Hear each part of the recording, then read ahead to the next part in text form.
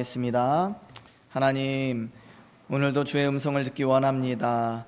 주의 말씀 앞에 서게 하여 주시고 주의 말씀이 우리의 심령에 생명의 말씀으로 새겨지길 원합니다. 그 말씀 따라 살 수 있도록 오늘도 주의 성령께서 역사하여 주시옵소서. 예수님 이름으로 기도합나이다. 아멘. 반갑습니다. 우리 옆 사람과 한번 인사하겠습니다. 잘 오셨습니다. 환영합니다. 오랜만에 비가 왔어요. 오랜만에 비가 왔고요. 원주 땅에도 반가운 소식이지만 지금 남부지방 가뭄이 너무 심하다고 합니다. 그래서 연휴 기간에 좀 비가 좀 내려올 것으로 예상돼서 다들 반가워하는 것 같습니다. 일이라는 게 참 그래요. 사람이 아무리 애를 쓰고요, 노력을 해도 하나님이 해주실 때 차원이 다른 것 같습니다. 아무리 가뭄을 위해서 노력하고 관계시설을 확충하고 해도 하나님이 비 내려주시면 끝이거든요. 우리의 인생 가운데서도 그 메마른 심령 위에 하나님의 놀라운 역사와 은혜가 오늘 예배하는 모든 성도님들에게도 또한 넘치게 되기를 주의 이름으로 축복합니다. 눈도 그런 것 같아요. 겨울에도 보면 눈이 막 쌓이면 차들이 다니고 나면 너무 더러워져요. 길들이. 그러면 그게 튈까 옷에 묻을까 막 걱정을 합니다. 그래서 자영업 하시는 분들이나 또 상가에서 열심히 치워요. 그런데 진짜 빨리 치워지는 건 비 한번 내려주시면 싹 쓸려 내려가잖아요. 우리의 인생 가운데 여러분들의 노력보다 하나님이 내려주시는 그런 은혜가 있기를, 단비가 있기를 주의 이름으로 축복합니다. 오늘 말씀 제목은요, 하나님이 이루셨습니다. 그러나 아직입니다 라는 제목이에요. 우리 등산하시는 분들은 알겠지만 제일 많이 사고가 날 때가 언제냐라고 물어본다면 올라갈 때보다 내려갈 때 조심해야 된다, 이렇게 말씀하시는 것 같습니다. 왜냐하면 올라갈 때는 좀 긴장을 하고 아무래도 힘이 드니까 몸에 이렇게 주의를 기울이는 것 같아요. 근데 고지를 딱 찍고 사진 한 장 셀카 찍고 그리고 상쾌한 마음으로 내려올 때는 그 긴장감이 떨어질 때가 있다는 것이죠.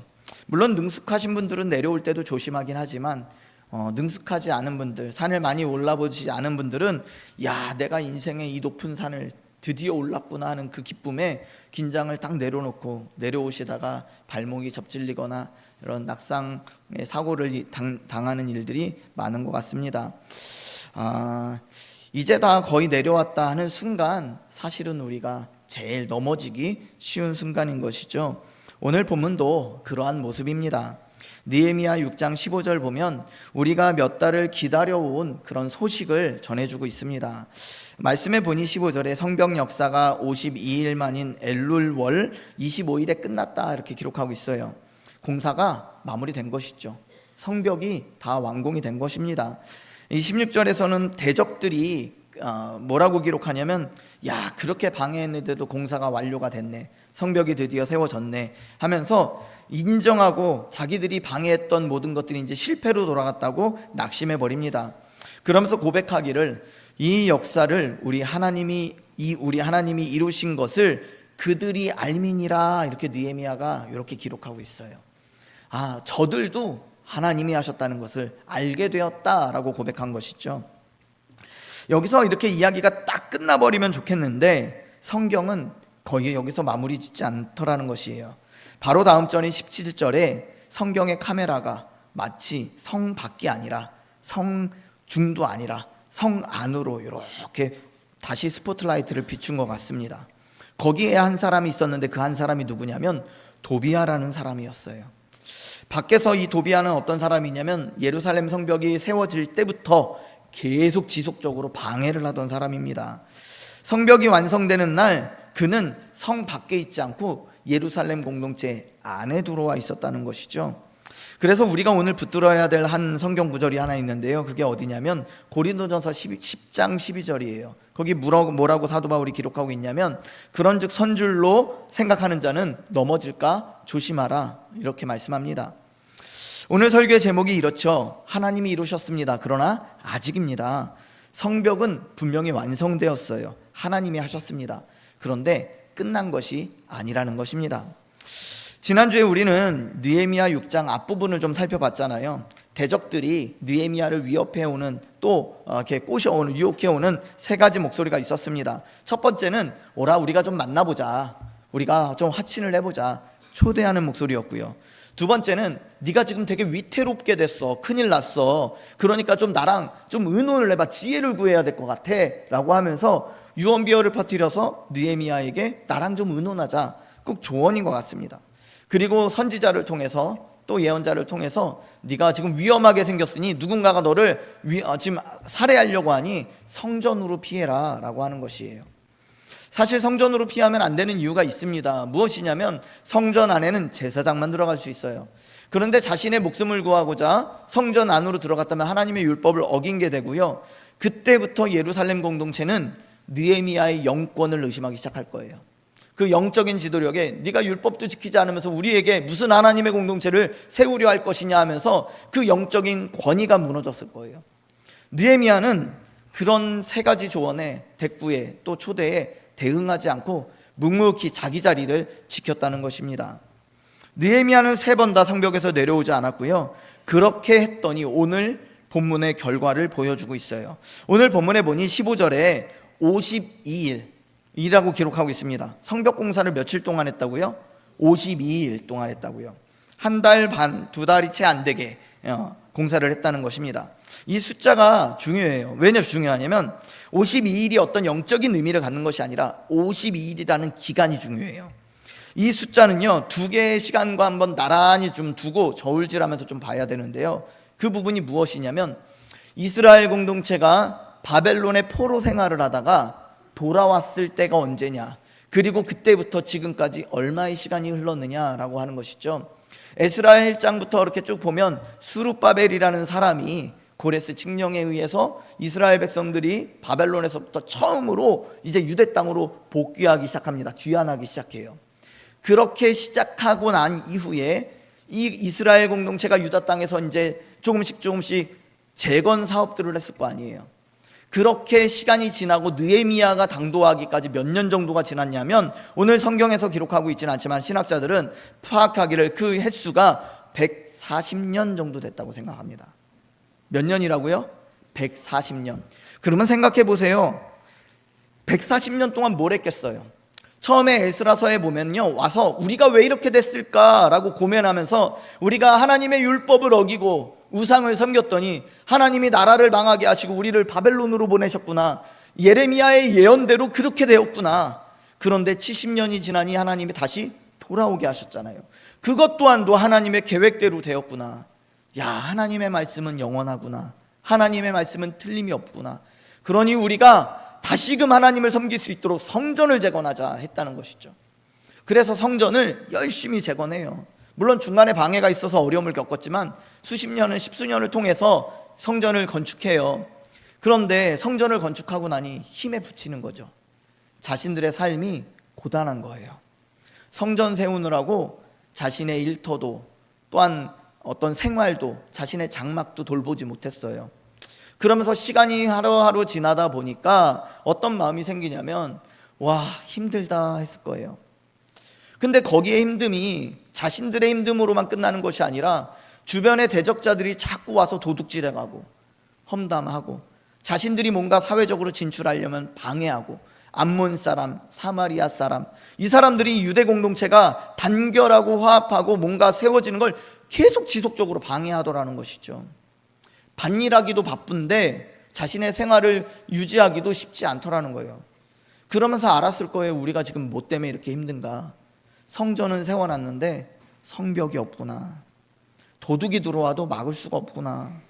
사람들이 와서 우리가 심어놓은 밭을 다 몰래 서리해 가도 우리가 그걸 막을 수가 없구나. 성벽을 세워야 되는데, 성벽을 세워야 되는데, 성벽을 세워야 되는데 생각을 했을 거예요. 모르지 않았을 거예요.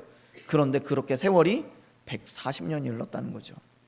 몰라서 못한 것이 아니고 여력이 없어서 못한 거예요. 몇 년 동안 못했다고요? 140년 동안 못했다고요. 그런데 느헤미야가 와서 이 일을, 140년 동안 못한 일을 며칠 만에 했다고요? 52일 만에 했다고요. 신일교회도 몇 년 됐죠? 50년 됐잖아요. 물론 우리가 다 알 수는 없지만 이 50년 동안 우리 안에 분명히 문제도 있었을 거예요. 그리고 해결되지 않은 일들도 있을 거예요. 근데 우리가 막 바둥바둥 아둥바둥해도 우리가 하는 것은요 쉽지 않습니다. 우리가 하면 100년이 가도 해결하지 못할 문제들이 많아요. 그런데 하나님이 하시면, 하나님이 아무리 오랫동안 묵었던 문제도 단 몇 주 만에, 며칠 만에 해결해 주실 줄로 믿습니다. 그 하나님의 은혜가 와서 이번 이 50주년 희년을 맞이하는 이 신일교회 가운데 또 다른 도약이 되기를 주님 축복합니다. 자, 오늘 이 대비가 첫 번째 메시지거든요. 그리고 17절에 등장하는 도비아도 좀 기억을 해야 됩니다.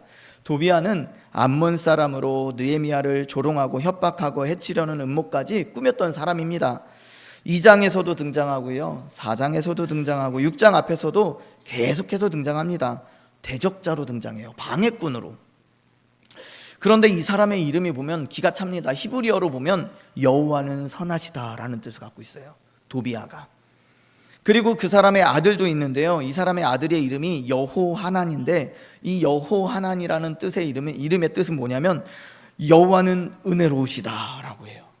자기 이름도 성경적이고요, 아들 이름도 성경적이에요. 그런데 계속 하나님의 백성을 괴롭히는 자로 존재하더라는 것이죠.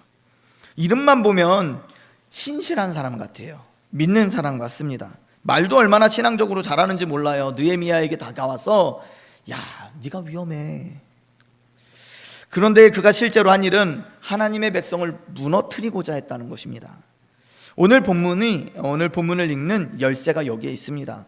그래서 오늘 본문 속에서 세 가지를 볼 건데요, 첫 번째는 하나님이 하셨음을 인정하라는 거예요. 하나님이 하셨음을, 하나님이 일하심을, 우리의 인생 가운데 하나님이 하신 일들을 먼저 인정하자라는 것입니다. 우리 16절 말씀 우리 같이 한번 읽어보겠습니다. 16절 같이 읽겠습니다. 시작. 우리의 모든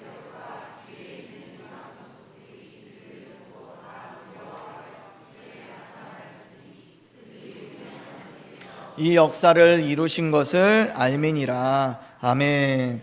자, 성벽 공사가 진행되는 내내 두려워한 쪽은 누구냐면 유다 백성의 마음을 졸였던 쪽은, 유다 백성이 불편해했고 힘들어했고 긴장감이 있었고, 정말 이거를 왕이 듣고 우리를 반역자로 생각하면 어떡하지 하는 그런 두려움이 있었어요.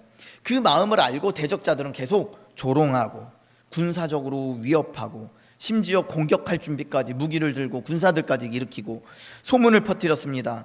백성들은 그 긴장감 속에서 공사하는 내내 긴장을 늦출 수 없었고, 한 손에는 무기를 들고 한 손에는 연장을 들고 밤낮으로 교대하며 방비하며 작업을 했다는 것이죠. 그런데 16절에서 상황이 완전히 뒤집혔어요. 왜 뒤집혔냐면 대적자들이 성벽이 완성되는 걸 보고 다 두려워하여 크게 낙담했다.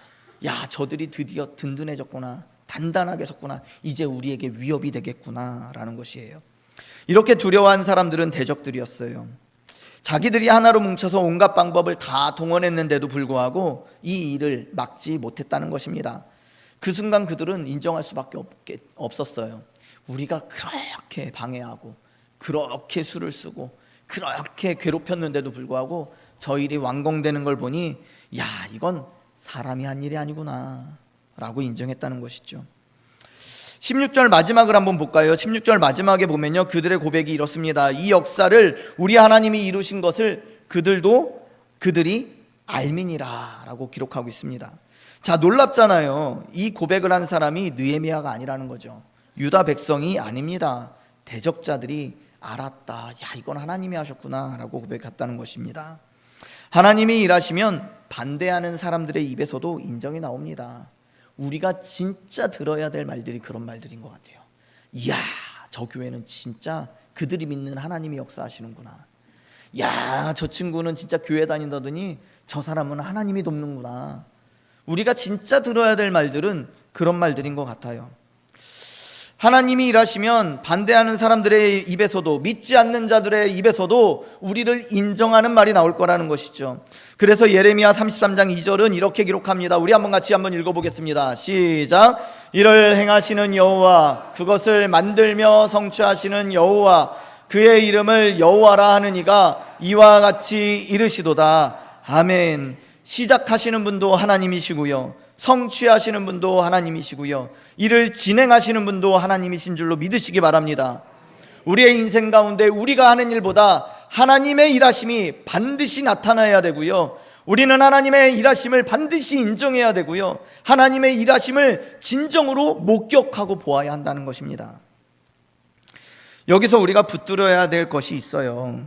느헤미야는 이 대목에서 자기가 뭘 했는지를 고백하지 않았어요. 내가 얼마나 고생했는지를 아느냐고 유다 백성들에게 말하지 않았습니다. 그리고 그것을 성경에 기록하지 않았습니다. 오로지 하나님이 이루셨다고 고백하고 있는 것이에요.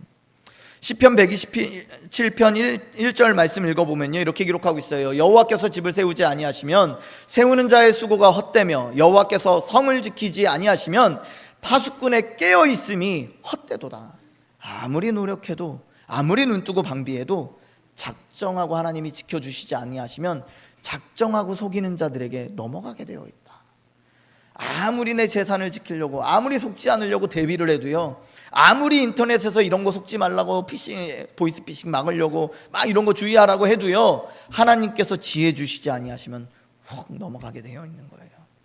그리고 수십 년간 모았던 재산이 하루아침에 날아갈 수도 있다는 것이죠. 사랑하는 성도 여러분, 혹시 여러분의 삶에도 오랫동안 손대지 못한 문제가 있진 않으십니까? 다시 기도해야 하는데 엄두가 나지 않는 문제, 또 회복해야 되는데 먼저 말을 꺼내기에 두려운 그런 가족이 있을 수도 있죠. 끊어야 하는데 몇 년째 그대로인 악한 습관들이 있을 수도 있습니다. 그리고 여러 번 시도했지만 계속 실패하는 내 모습 속에서 야, 나는 안 되겠다 하고 이미 포기해버린 그런 마음도 있을 거예요. 오늘 말씀은 그 문제 앞에서 이렇게 가르쳐주고 있습니다.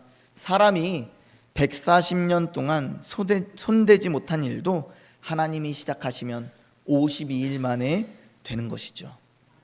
아무리 문제가 커도요, 하나님 앞에서는 그 문제가 클 수가 없습니다. 아무리 우리가 봐도 솔루션이 없고 해결 방법이 없어도 하나님이 하시면 되는 줄 믿습니다. 그러므로 사랑하는 성도 여러분, 내 힘으로 풀 수 없던 그 문제를 오늘 하나님 앞에 올려드리시기를 주 여러분 축복합니다. 여러분의 능력이 아니라 하나님의 능력이 그 문제를 다시 회복시켜 주실 줄로 믿습니다. 이게 복음이에요. 구원도 우리가 완성한 일이 결코 아닙니다. 우리가 착하게 살아서 하나님께 부름받고 선택받은 것이 아닙니다. 하나님께서 예수 그리스도 안에서 이미 우리에게 먼저 내려오셨다는 것이에요. 먼저 선택하셨고 먼저 사랑하셨다는 것입니다. 우리가 죄로 무너진 인생을 스스로 다시 세울 수 없을 때 우리의 인생을 세워주시려고 십자가에 오르시고 다 이루었다, 그렇게 말씀해 주신 것입니다. 주님이 이루어 주셨습니다. 그러니 신앙은 하나님이 하셨습니다. 이 고백이 필요한 거예요.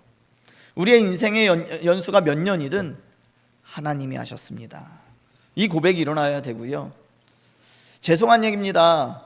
교회가 50년 돼서요, 50년 전부터 계셨던 분들 계실 거예요. 죄송하지만 그 50년을 내가 어떻게 사랑했는데, 헌신했는데, 이 마음 내려놓으시고 하나님이 하셨습니다. 이 고백으로 덮어지는 은혜가 있기를 주님 축복합니다. 아무리 성가대를 오래 하고, 아무리 주방 봉사를 몇 년 하고, 아무리 교사를 수십 년 했어도 하나님이 하신 것입니다. 그 일을 하나님이 하게 하셨다는 것에 감사의 제물을 드리는, 제사를 드리는 그런 고백이 있기를 주 여러분 축복합니다. 하나님께서 여러분이 오래 붙들고 있었던 그 문제를 다시 만져주실 줄로 믿습니다. 회복의 길을 열어주시는 은혜가 이번 한 주간 우리 가족과 또한 교회 가운데 넘쳐나기를 주 여러분 축복합니다. 두 번째는요, 내 안에 도비아를 발견하자는 것이에요. 내 안에 도비아를. 18절을 보시면요, 성벽은 세워졌는데 도비아의 위치가 어디냐면 성 밖이 아니고 자기의 처소가 아니고 이스라엘 백성들이 모여있는 그 성 안에 있었다는 것이에요. 우리 18절 말씀 우리 같이 한번 읽어보겠습니다. 시작. 도비아는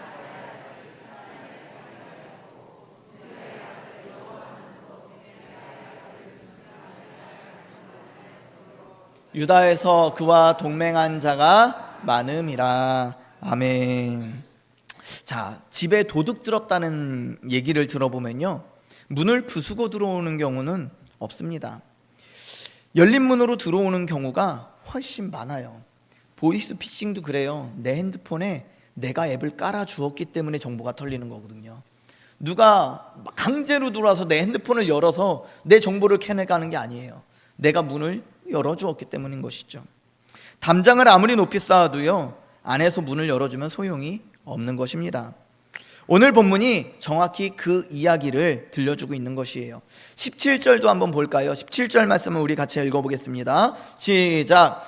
또한 그때에 유다의 귀족들이 여러 번 도비아에게 편지하였고 도비아의 편지도 그들에게 이르렀으니. 아멘. 자, 여기 우리가 주목해야 될 단어가 어디냐면 그때에라는 단어예요. 그때에.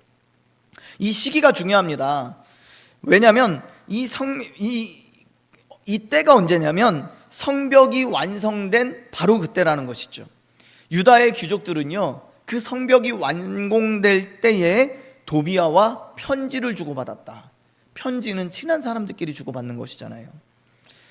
이스라엘 공동체를 계속 방해했던 자들과 이 공동체의 리더라는 사람들이 그 대적자들과 편지를 주고받았다는 거예요. 그것도 한두 번이 아니고요, 여러 번이라고 기록하고 있습니다. 유다의 귀족은 이스라엘 공동체의 지도층이었어요. 리더였습니다. 이해할 수 없는 일이죠. 그런데 그 일이 이유가 뭔지를 18절에 기록하고 있는데 보면 도비아는 유다 사람 스가냐의 사위였다고 기록하고 있습니다. 그리고 도비아의 아들은 유다 사람 무슬람의 딸과 결혼했다고 기록하고 있어요. 사돈을 맺었다고 하고 있는 것이죠. 도비아는 자기도 사위가 되었고 유다 사람의 사위가 되었고 자기의 아들도 사돈이 되었다라는 것이에요. 유다의 유력한 자들과 인척관계를 맺었다는 것이죠.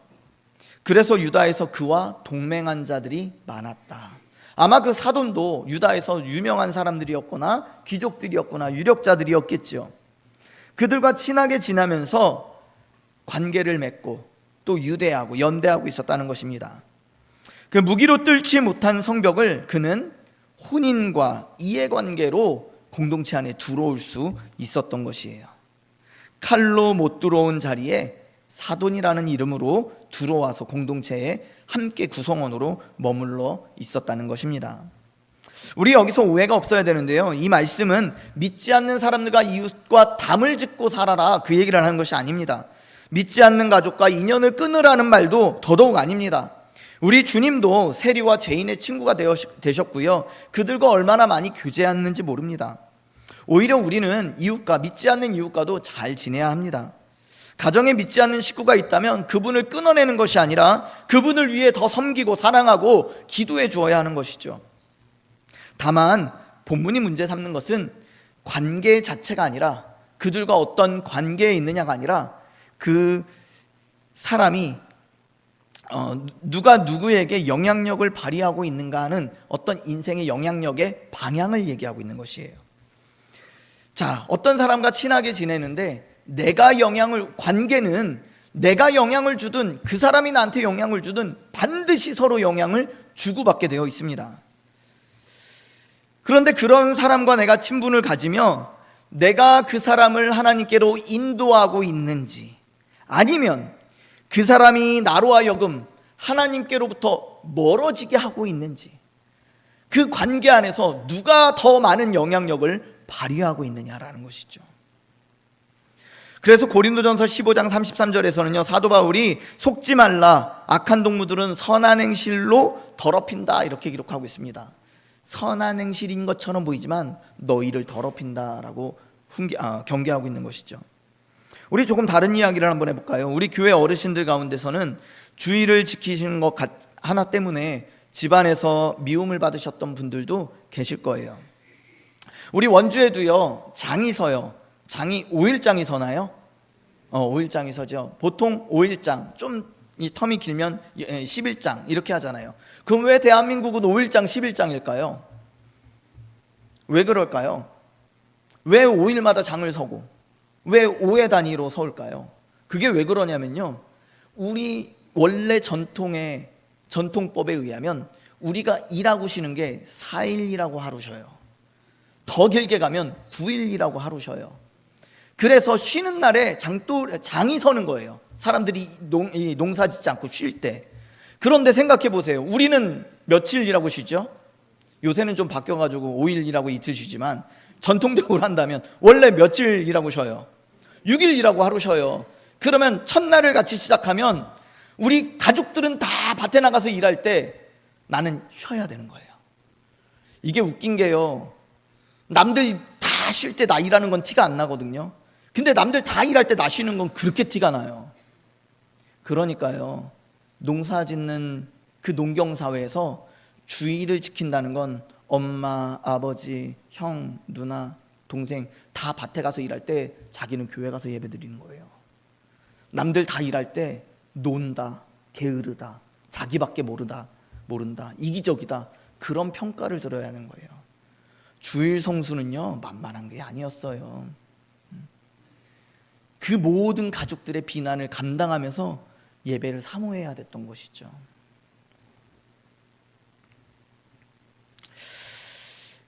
그러니까 그 믿음을 지키는데 실제로 우리 인생의 선배들은 존중받아야 되는 이유가 무엇이냐면 그렇게 대가를 치르면서 지금까지 버텨왔다라는 거예요.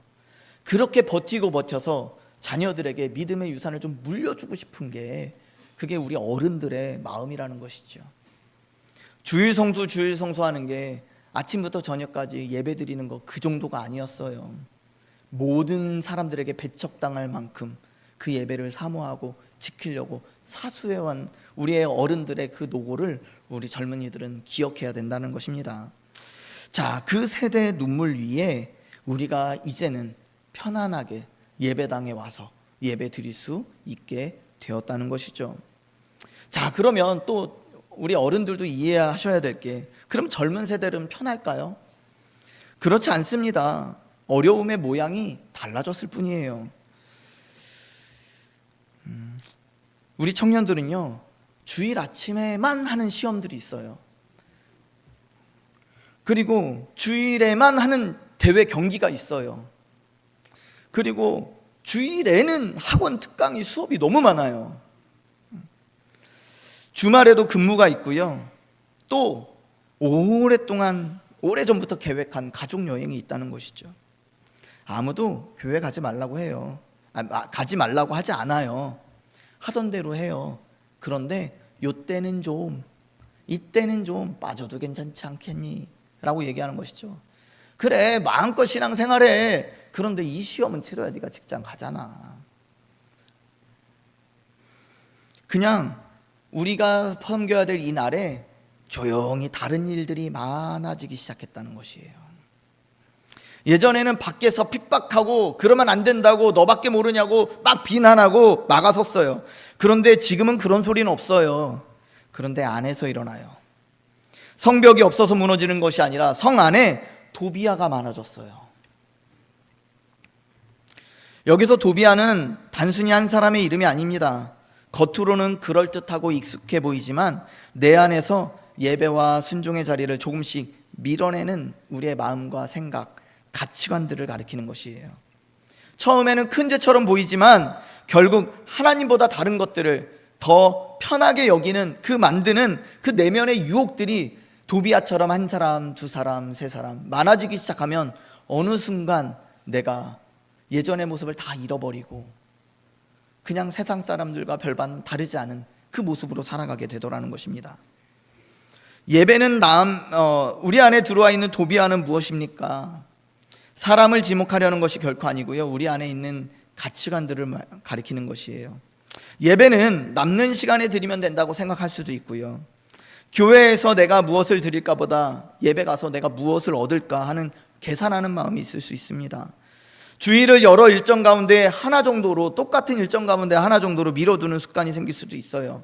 그러면서 주변 사람들과 함께 그 정도는 다들 그렇게 하잖아 하고 자기 합리화를 할 수 있죠.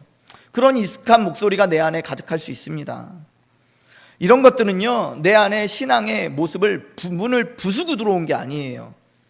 사돈처럼 아주 친밀하게 자연스럽게 내 안에 어떤 저항도 없이 스물스물 들어와 자리를 잡아버린 목소리라는 것이죠. 그러므로 사랑하는 성도 여러분, 우리 성벽 밖에만 살피지 마시고 오늘은 나의 이 신앙의 성 안의 모습을 좀 살펴보았으면 좋겠습니다. 이번 한 주간 내 마음 안에 언제 들어왔는지도 모르는 그런 자리 잡고 있는 것들 하나를 발견하여서 하나님 앞에 정직하게 내어놓았으면 좋겠습니다. 성도 여러분, 주님은 여러분의 마음을 지켜주시는 분이십니다. 주님은 우리 안에 숨어든 도비아를 드러내시고 예배와 순종의 자리를 다시 회복시키시는 분이십니다. 이번 한 주간 여러분의 마음이 다시 주님께 붙들려지고 또 여러분의 가정이 다시 믿음 안에 세워지고 우리 교회가 안에서부터 든든히 세워지는 그런 은혜가 있기를 주 여러분 축복합니다. 세 번째로 마지막은요, 좋은 말은 말씀으로 분별하자는 것이에요. 좋은 말은 말씀으로 분별해보자. 자, 19절 말씀 우리 한번 같이 읽어보겠습니다. 19절 시작.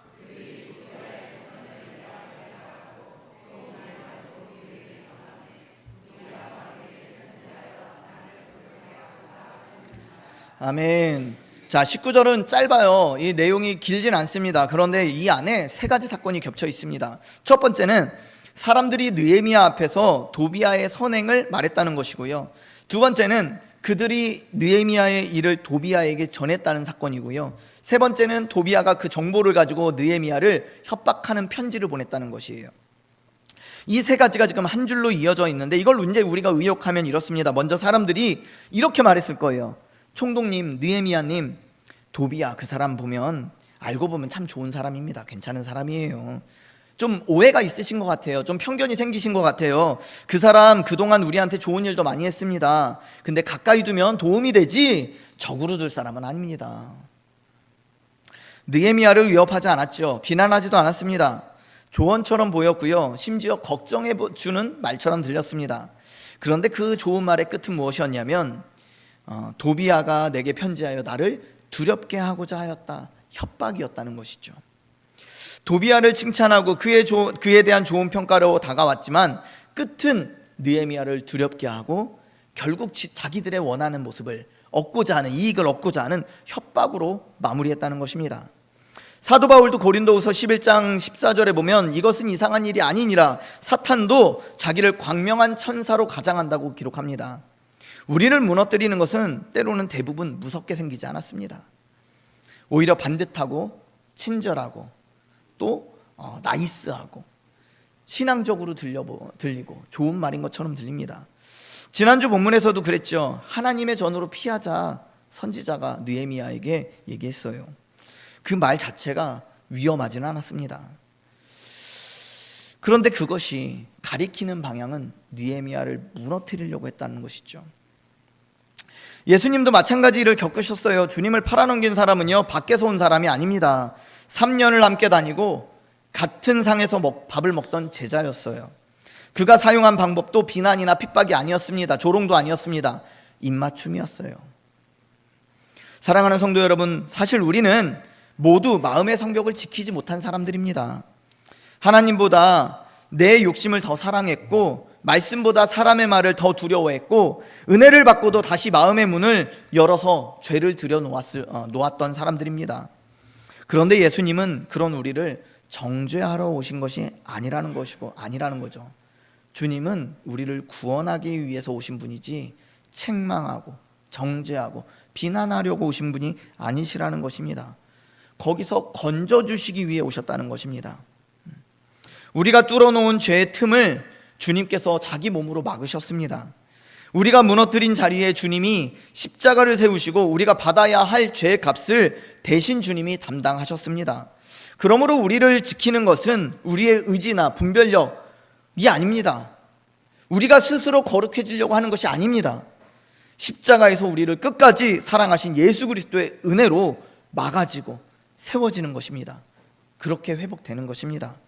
그러면 우리는 그 좋은 소리들을 어떻게 분별해야 되느냐, 우리 안에 많은 생각들을 어떻게 분별해야 되느냐라는 것이죠.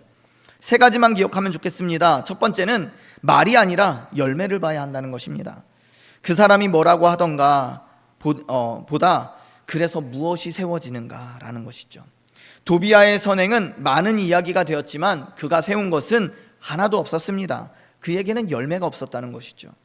두 번째는 그 말이 나를 어디로 데려가는가라는 것이에요. 나를 어디로 이끌고 가는가, 하나님께로 더 가까이 가게 하는지 아니면 예배와 기도와 섬김의 자리에서 나를 점점 더 멀어지게 하는지, 그것으로 분별하자는 것입니다. 그리고 세 번째로는 두려움을 동력으로 삼지는 않는지 보자는 거예요. 세상은요, 계속 우리를 두렵고 불안하게 해요. 그 수업 안 들으면 좋은 성적 받기 힘들 거야. 그 시험 안 치르면 그 일에서 그 직장 생활하는데 어려울 거야. 지금 일하지 않으면 돈 모으기 힘들 거야. 지금 치료받지 않으면 더 도질지도 모를 거야. 물론 맞는 말일 수도 있어요. 맞는 말일 수도 있어요. 꼭 틀린 말은 아닐 수 있습니다. 그런데 그 말이 우리 가운데 어느 방향으로 이끌어가는지를 살펴보시고, 하나님의 음성은 우리에게 어떻게 다가오냐면요, 하나님의 음성은 언제나 말씀 안에서 능력과 사랑과 온유와 절제와 평강으로 다가오더라는 것이죠. 우리를 두렵게 해서 절절매서 따라오게 하는 게 아니라는 거예요. 예배 안 드리면 그 시험 떨어질 걸, 예배 안 드리면 주일 성수 안 하면 사업이 안 될 걸, 비슷한 말도요, 주님은 그렇게 말씀하시지 않습니다. 나한테 맡겨봐, 내가 책임져 줄게. 뭘 안 한다고 혼내시는 분이 아니라 주님께 맡길 때 일하시는 하나님을 경험하게 된다는 것이죠. 협박과 겁박은요, 사단이 하는 거예요. 하나님이 뭐가 아쉬워서 우리를 협박하시겠어요? 도비아의 마지막 수단은 두렵게 하는 것이었어요. 성령님은 우리를 두려움으로 몰아가지 않습니다. 하나님의 인도는 언제나 말씀 안에서 능력과 사랑과 절제와 겸손과 온유와 오래 참음으로 온다는 것이죠. 한 가지만 더 말씀드리려 합니다. 19절에서 도비아에게 정보를 날라다 준 사람이 누구냐면 도비아가 아니에요. 유다 사람들이었어요. 하나님의 백성이었어요. 우리도 그럴 수 있거든요. 걱정돼서 하는 말인데 라고 시작하지만 누군가의 신앙을 무너뜨리려고 하는 의도가 숨어져 있을 수 있습니다. 기도 부탁하려고 하는 말인데 좀 얘기해봐 하면서 온데방데 떠들고 다닐 수 있다는 것이죠. 확인되지 않은 이야기를 옮기는 그 한마디가 공동체를 흔들 수 있다는 것입니다. 그래서 주님은 뱀같이 지혜롭고 비둘기같이 순결하라고 우리한테 가르쳐 주셨습니다. 분별은 사람을 의심하는 눈이 아니라 말을 하나님 앞에서 다루는 태도를 얘기하는 거예요. 그러므로 사랑하는 성도 여러분, 듣는 말은요, 하나님 앞에 가져가세요.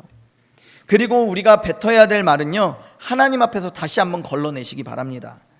주님께서 여러분에게 성령의 분별력을 주셔서 좋은 말로 다가오는 유혹 앞에서도 흔들리지 않게 하시고 우리 교회가 서로를 세우는 말로 가득한 그런 공동체가 되게 하실 줄로 믿습니다. 그렇게 은혜롭게 또 든든하게 세워지는 이 2026년이 될 줄로 믿습니다. 오늘 본문은요, 성벽 완공이라는 가장 기쁜 날을 기록하고 있습니다. 52일 만에 끝났고 대적들도 하나님이 하셨다고 인정하고 있습니다. 그런데 성경은 그 기쁨 위에 바로 한 장면을 덧붙입니다. 왜냐하면 하나님이 이루신 일도 지켜내야 했기 때문입니다. 세우시는 분은 하나님이시지만 지켜내는 것은 우리의 몫일 수 있습니다.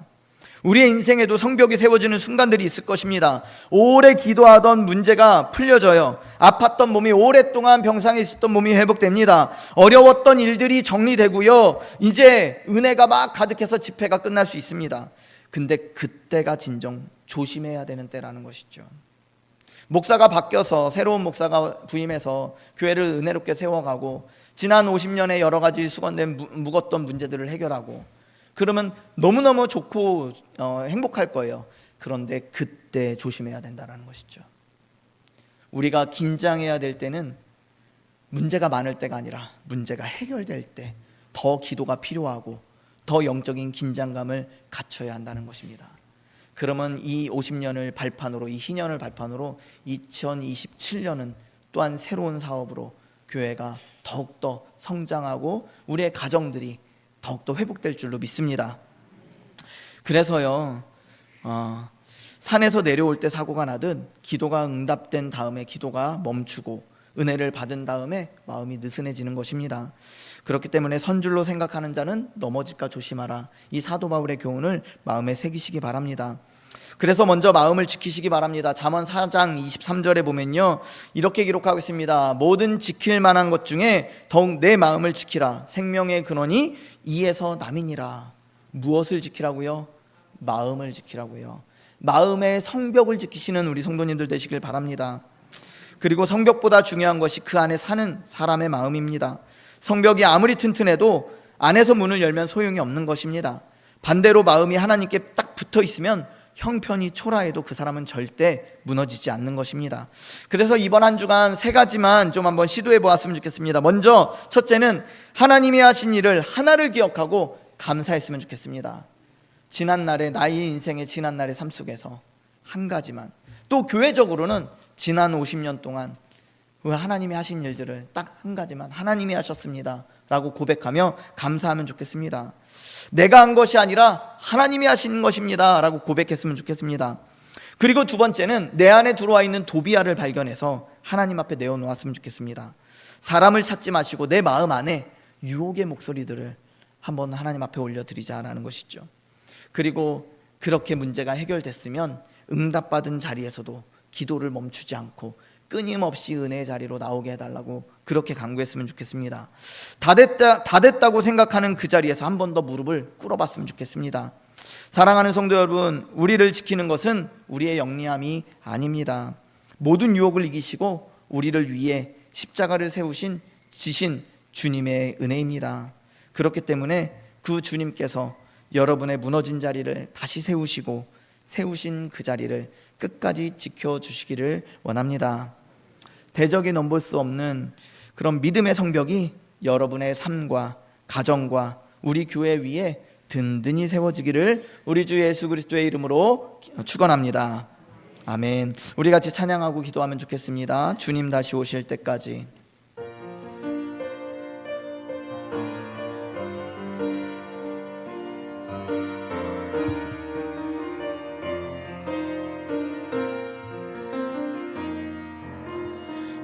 주님 다시 오실 때까지 나는 이 길을 가리라. 좁은 문 좁은 길 나의 십자가 지고 나의 가는 이 길 끝에서 나는 주님을 보리라. 영광의 내 주님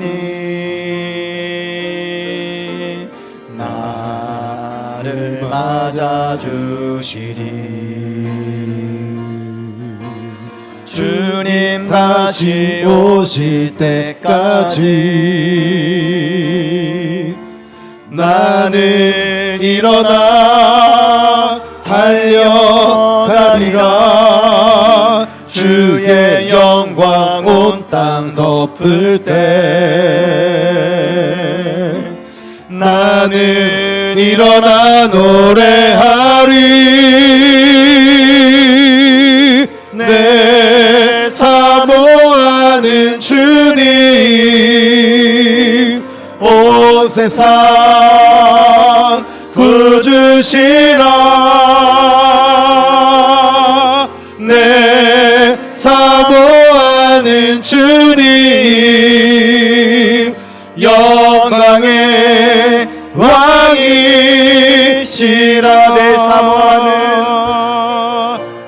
내 사모하는 주님 온 세상 구주시라. 내 사모하는 주님 영광의 왕이시라. 여러분, 우리는 오늘 말씀을 통해 고백합니다. 하나님이 이루셨습니다. 그러나 아직입니다. 성벽은 완성되었지만 여전히 지켜야 할 우리의 마음이 있습니다. 은혜를 받았지만 여전히 깨어 있어야 할 자리가 있습니다. 하나님이 세우신 것은, 지키는 길은 다시 주님 앞에 무릎을 꿇는 것입니다. 우리가 함께 고백한 찬양처럼 주님 다시 오실 때까지 이 길을 멈추지 않게 해달라고 기도합시다. 내 안에 들어와 있는 도비아를 주님 앞에 내어놓고 예배와 순종의 자리를 다시 회복하게 해달라고 기도합시다. 이 시간 함께 우리 기도합니다. 주님 다시 오실 때까지 믿음의 길을 걷게 하여 주시옵소서. 우리 다 같이 주님 부르며 기도합니다. 주여. 하나님, 이 시간에 기도하며 나아갑니다. 하나님, 우리의 마음을 지켜주시길 원합니다. 세우신 은혜를 끝까지 붙들게 하여 주시옵소서. 오늘도 하나님, 우리가 주님 다시 오시는 그날까지 우리가 믿음의 길을 걸어가기 원합니다. 우리의 있는 마음의 성벽을 잘 지키기 원합니다. 또한 성벽 안에 있는 우리의 또한 도비아들을 발견하기 원합니다. 합리화시켜버린 내 마음들, 또한 신앙에 잃어버렸던 신앙의 모습들, 기도하는 자리, 놓쳐버렸던 은혜의 자리를 다시 회복하기 원합니다. 주여, 오늘도 우리 가운데 은혜를 허락하여 주시옵소서. 주님은 우리에게 책망하기 위하여 오신 것이 아니라 우리를 회복시키시고 다시 넘어졌던 우리를 세워주시고 일으켜주시고 손잡아주시기 위해 진히 십자가에 오르신 주님이심을 믿습니다. 오늘도 주님 안에서 사랑받은 자녀로 자유한 마음으로 주님 앞에 나와 무너진 우리의 모습을 주님 앞에 내어드리며 도비아를 제거하고 우리 안에 악한 생각들을, 유혹들을 제거하고 온전히 그 자리에서 다시 결단하며 나아가길 원하옵니다. 주여, 성령께서 우리에게 힘을 주시고 감동하여 주시고 발견하게 하여 주시고 우리 안에 있는 생각들, 또한 맞지 않는 가치관들 성령께서 조명하여 주셔서 발견하게 하여 주시고 또한 그것들을 몰아내며 기도하며 나아가는 주의 성도들 되게 하여 주시옵소서.